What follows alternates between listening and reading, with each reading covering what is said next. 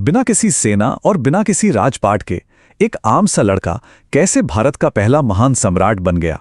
आज के इस विश्लेषण में हम इसी सिनेमैटिक और बेहद रोमांचक ऐतिहासिक सफर पर निकलने वाले हैं। एक ऐसा सफर जो किसी महाकाव्य से कम नहीं है।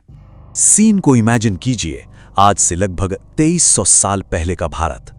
पूरा देश छोटे छोटे राज्यों में बटा हुआ है जो आपस में ही लड़ने में व्यस्त हैं। और ठीक इसी समय पश्चिमी सीमा पर एक खौफनाक तूफान मंडरा रहा है। सिकंदर महान की विशाल और अजेय सेना तेजी से भारत की तरफ बढ़ रही है। अब इस खंडित भारत के बिल्कुल बीचों बीच था मगध का बेहद शक्तिशाली राज्य। लेकिन यहां का राजा धनानंद अपनी जनता के लिए किसी बुरे सपने से कम नहीं था। एक तरफ महलों में अथाह दौलत और विलासिता थी, तो दूसरी तरफ आम लोग भयानक गरीबी और निर्दयी टैक्स के बोझ तले दबकर अपने ही क्रूर राजा से नफरत करने लगे थे। और इसी घुटन भरे तनावपूर्ण माहौल में एंट्री होती है एक ऐसे इंसान की जिसकी तेज बुद्धि का कोई सानी नहीं था। महान रणनीतिकार आचार्य चाणक्य।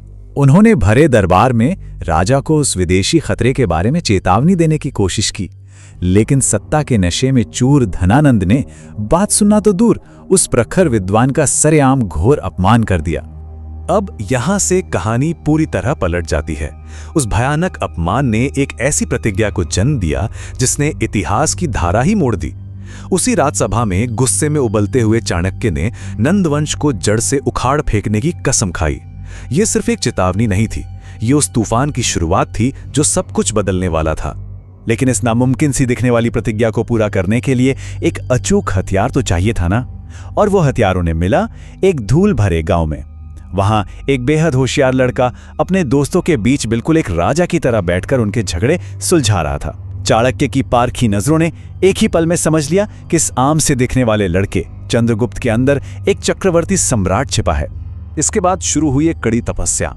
चाणक्य उस लड़के को सीधे प्राचीन दुनिया के सबसे बड़े शिक्षा केंद्र तक्षशिला ले गए। वहां युद्ध कला से लेकर राजनीति, कूटनीति और सेना के हर छोटे बड़े दांव पेच सिखाए गए। एक साधारण से लड़के को भट्टी में तपाकर उसे एक अजेय योद्धा और एक विजनरी लीडर में ढाला जा रहा था। खैर, इसी बीच जियोपॉलिटिक्स में भी तेजी से बदलाव हो रहे थे। सिकंदर की थकी हुई सेना को हार मानकर वापस लौटना पड़ा, लेकिन वो अपने पीछे कई यूनानी गवर्नरों को छोड़ गए। गुरु और शिष्य की इस महत्वाकांक्षी जोड़ी ने तुरंत इस मौके को भांप लिया।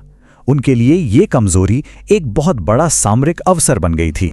अब बिना किसी राजकोष या बनी बनाई सेना के उन्होंने बिल्कुल जीरो से शुरुआत की। उनकी नई सेना में कौन था? गरीब किसान, सताए हुए आम लोग और वो विद्रोही युवा जो धनानंद के जुल्मों से तंग आ चुके थे। ये सिर्फ हथियारों से लैस सेना नहीं थी, बल्कि इनके अंदर बदले की आग और बदलाव की एक बहुत बड़ी भूख थी। चलिए अब इनकी रणनीति पर नजर डालते हैं। शुरुआत में उन्होंने सीधे मगध के केंद्र पर हमला किया, जो बुरी तरह फ्लॉप रहा। लेकिन यहीं पर चाणक्य का मास्टरमाइंड काम आया। उन्होंने रणनीति बदली।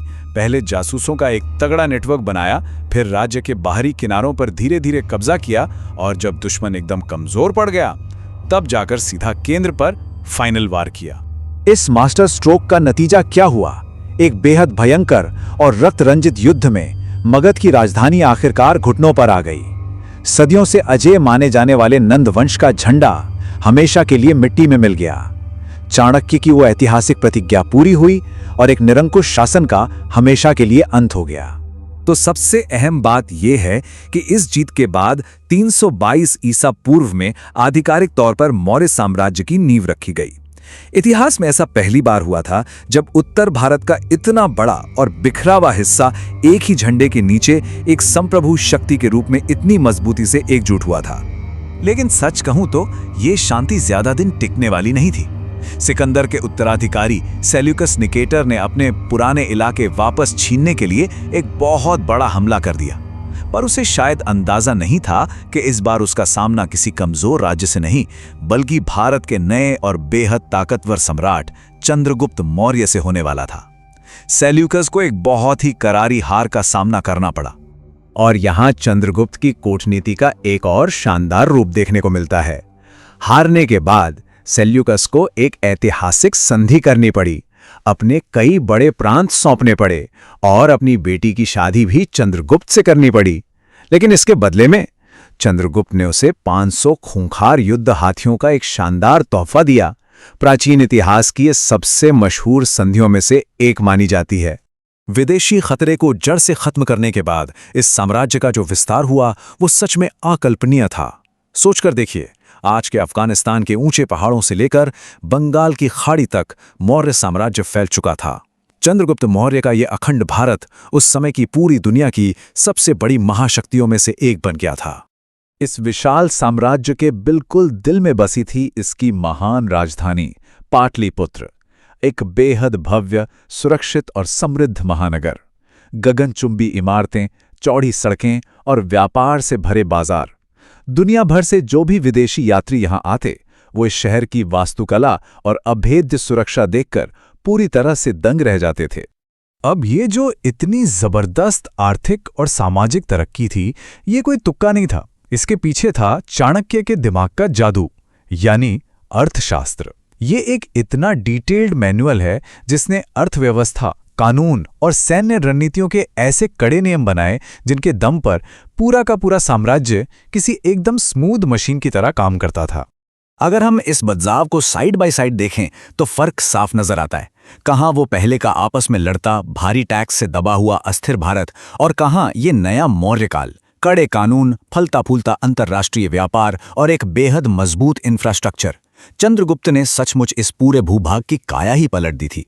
और इस बात का पक्का सबूत हमें समकालीन ग्रीक राजदूत मेगिस्थनीज की किताब इंडिका में मिलता है। उन्होंने साफ साफ लिखा है कि पाटलिपुत्र कितना सुरक्षित और व्यवस्थित शहर था। लोगों को चोर लुटेरों का कोई खौफ नहीं था। ये इस बात का सीधा प्रमाण है कि सम्राट के विजन के कारण आम लोगों का जीवन कितना बेहतर हो चुका था। लेकिन हर महाकाव्य का एक अंतिम अध्याय भी होता है। अपने शासन के बिल्कुल शिखर पर जब उनके पास सब कुछ था, तब इस महान सम्राट ने एक ऐसा कदम उठाया जिसने सबको चौंका दिया। बिना किसी दबाव के उन्होंने स्वेच्छा से अपना मुकुट और अपना पूरा साम्राज्य अपने बेटे बिंदुसार को सौंप दिया और खुद सत्ता से दूर हो गए। इस पूरी टाइमलाइन को अगर हम देखें तो एक आम लड़के से शुरू होकर विश्व की सर्वोच्च सत्ता तक पहुंचने का यह सफर सच में रोंगटे खड़े कर देता है। पर सबसे हैरानी की बात है इस सफर का अंत, जो किसी युद्ध के मैदान में नहीं बल्कि दक्षिण भारत के शांत जंगलों में हुआ, जहां उन्होंने जैन धर्म अपनाया और एक सन्यासी की तरह शांतिपूर्ण जीवन जीते हुए अपने प्राण त्याग दिए। चंद्रगुप्त मौर्य ने जिस मजबूत बुनियादी ढांचे की नींव रखी थी, वो इतनी सॉलिड थी कि आगे चलकर उसी बुनियाद पर उनके पोते महान सम्राट अशोक ने भारत का परचम पूरी दुनिया में लहराया। चंद्रगुप्त सिर्फ एक शासक नहीं थे, वो सच मायनों में एक अखंड और सशक्त भारत के पहले निर्माता थे।